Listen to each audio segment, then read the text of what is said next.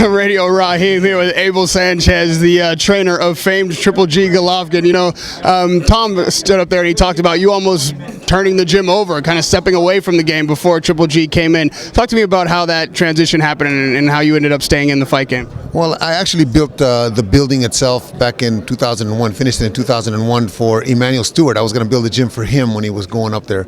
And then I retired from boxing and just used, my kids used it as a resort for the ski resort. 2008, I decided to open up the gym just for my friends, you know, just for my friends to use it. I really wasn't going to get into it because I was doing construction. 2010, Golovkin walks into my gym, and obviously I stopped doing construction. You know, I saw something that, I saw somebody that would give me what I needed as far as allowed me to do what I thought it could be done to convert him into what he is today.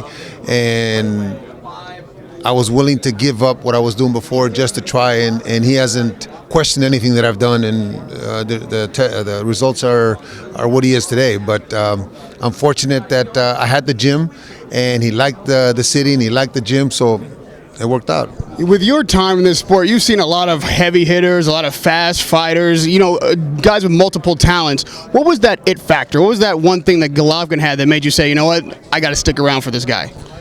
Even though he didn't have that many pro fights yet, and he really wasn't at the top, his ring intelligence after the first or second month, and me trying to explain things to him and what he was doing and how I wanted him to do it, was astounding. I've had two fighters at that level, caliber of intelligence, would be Orlin Norris, Terry's brother, and Golovkin. And when they have that kind of intelligence, it's real easy, or easier, to convert them into what you see in the future.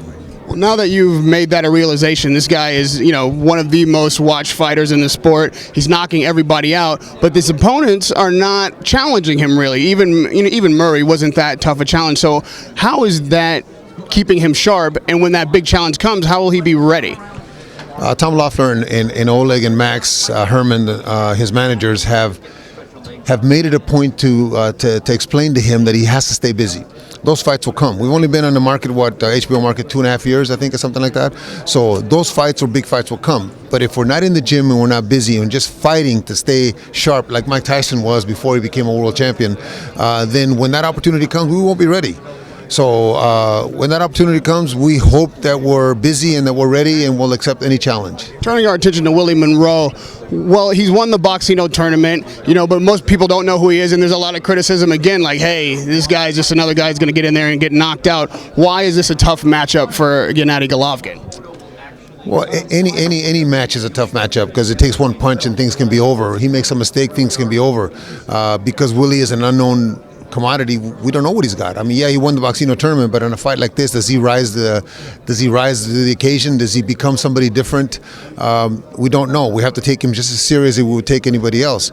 But the criticism shouldn't be of Willie and some of the other guys that are willing to fight him. The criticism should be of the guys that are not willing to fight him. Cotto holding on to the linear middleweight championship. Peter not wanting to come out of hiding behind the networks and behind Al. Those are the fights that people want to see. So the criticism should be of them, not of the ones that are willing to step up. Because those other champions won't fight him, do you consider Gennady Golovkin the real middleweight champion? Can you say that ducking him is effectively saying that? Maybe so, but it's not for me to say that. It's for you to say that. It's for the rest of the press to say that. It's for the fans, the loyal fans that keep coming out to see him, to say that. We're just going to keep fighting and putting on a dramatic show, and what lays ahead of us, who knows? All right, thank you, Abel Sanchez. Thank you. Radio Raheem with Abel Sanchez.